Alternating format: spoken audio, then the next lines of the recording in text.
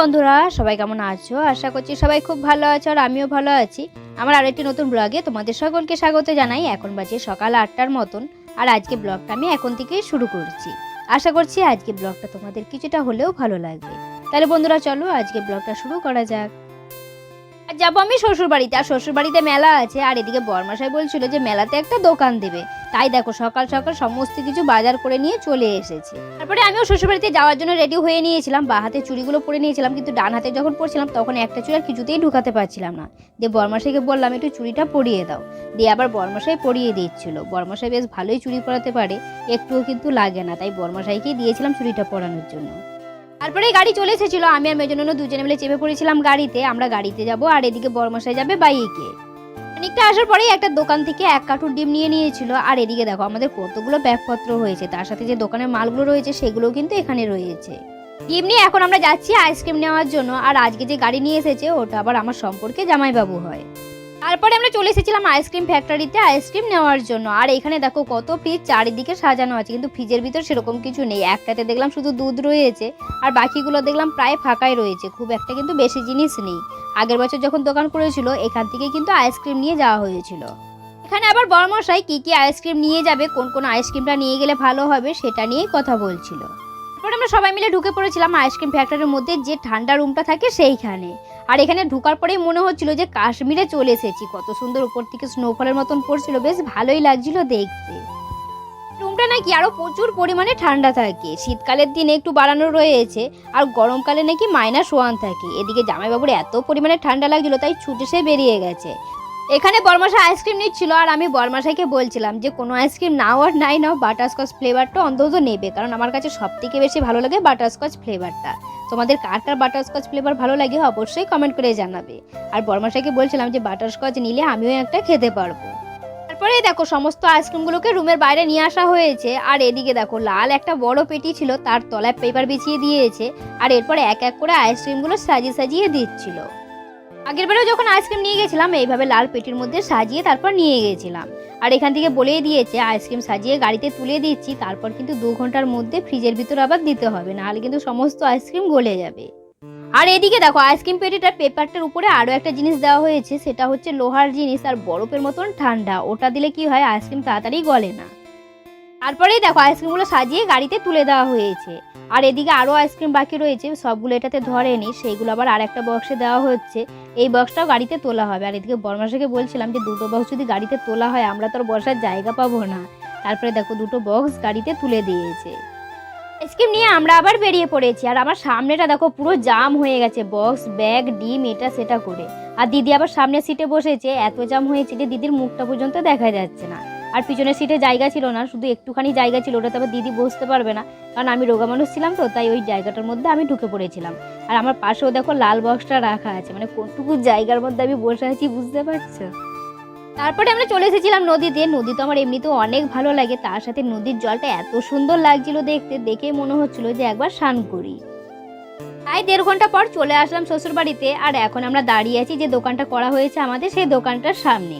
আর তারপরে দেখো জামাইবাবু এক এক করে সমস্ত কিছু দোকানের ভিতর নামিয়ে দিচ্ছিল, আর তার সাথে যে ব্যাগগুলো ছিল সেইগুলোও নামিয়ে দিচ্ছিল। দিয়ে দিদি আবার বলছে এই ব্যাগগুলো এখানে নামাও না, ওগুলো ঘরে নিয়ে যাবো, এখান থেকে নামালে আবার বয়ে বয়ে নিয়ে যেতে হবে। বলছে এখানে নামাই, এখান থেকেই নিয়ে যাবে। দিয়ে দিদি বারণ করছিল, শুনছিল না, আর এক এক করে ব্যাগ নামিয়ে যাচ্ছিল।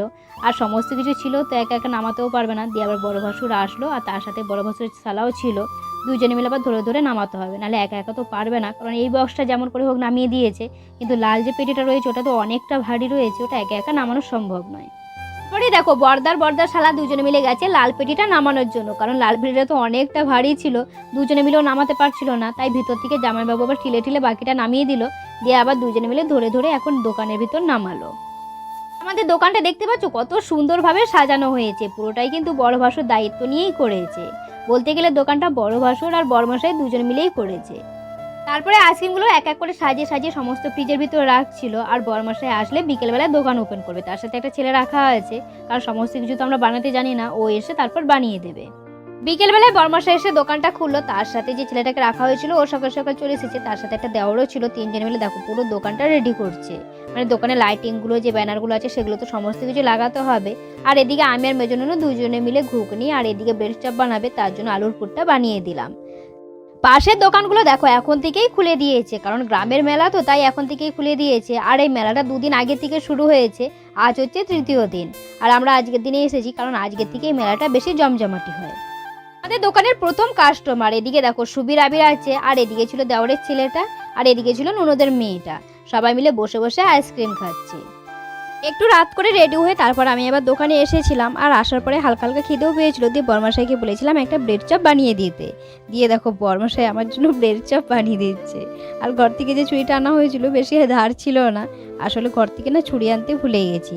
তাই ওই ছেলেটাকে বলেছি যে তুমি এরপর দিয়ে যেদিন আসবে ছুরি নিয়ে আসবে, এই ছুরিটা বেশি ধার নেই। আর বর্মাশাই দেখো ব্রেড চপটা সমস্ত কিছু মশলা, পেঁয়াজ কুচি, শসা কুচি দিয়ে বানিয়ে দিচ্ছিল আমাকে। তারপরে আবির বলছিল বিরিয়ানি খাবে, তাই আবিরকে বিরিয়ানি খাওয়াতে নিয়ে এসেছি। আর একটু আগে সুবীর বিরিয়ানি খেয়ে গেছে, তখন আবিরকে আর খুঁজে পাওয়া যাচ্ছিল না, ওর জন্য সুবীর একা একাই বিরিয়ানি খেয়েছিল। তারপরে আমি আর মেসি দুজনে মিলে চলে এসেছিলাম পেয়ারা মাখা খাওয়ার জন্য। এখান থেকে দিদি 1 প্লেট নিয়েছিল, আর 1 প্লেট বর্মাশাইয়ের জন্য নিয়েছিলাম, ওটা আমি আর বর্মাশাই খাবো। আর এদিকে দেখো প্রোগ্রাম এখন প্রায় শেষের দিকে, আজ আবার বাউল গান ছিল। আর প্রোগ্রাম তো শেষের দিকে, তাই সেরকম কিন্তু লোকজন নেই। যখন প্রথম দিকে স্টার্ট হয়েছিল তখন কিন্তু ভালোই লোকজন হয়েছিল, কিন্তু তখন ভিডিও করার আর টাইম পাইনি, তাই ভিডিও করতে পারিনি। আর এদিকে প্রোগ্রাম হচ্ছে, গান হচ্ছে ওদিকে। আর এদিকে দেখো আমাদের দোকানের সামনে কতগুলো বাচ্চা ছেলে এসে নাচছে।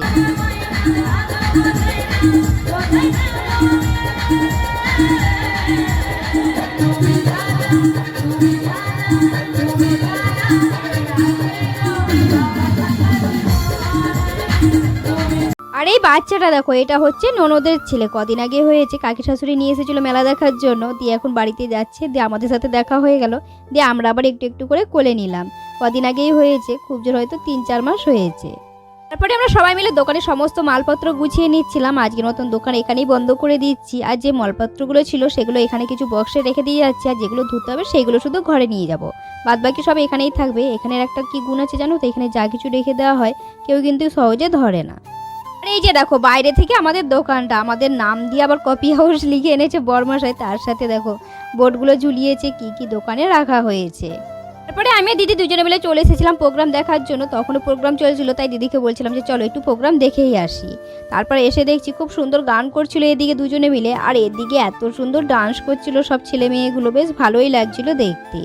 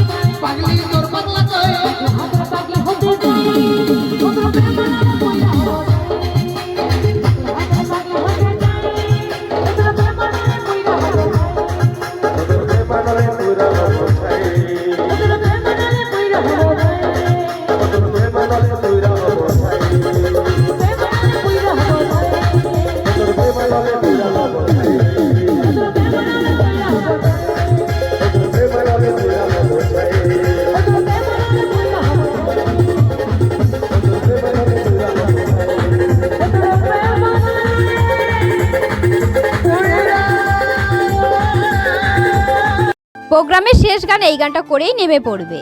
তাহলে বন্ধুরা চলো আজকে ব্লগটা বেশি বড় করছি না, এখানে শেষ করছি। আজকে ব্লগটা কেমন লাগলো অবশ্যই কমেন্ট করে জানাবে, ভালো লাগলে একটা লাইক শেয়ার করে দেবে। দেখা হচ্ছে খুবই শীঘ্র পরবর্তী ব্লগে, ততক্ষণ তোমরা সবাই ভালো থাকবে, সুস্থ থাকবে। আজকের মতন টাটা সবাইকে।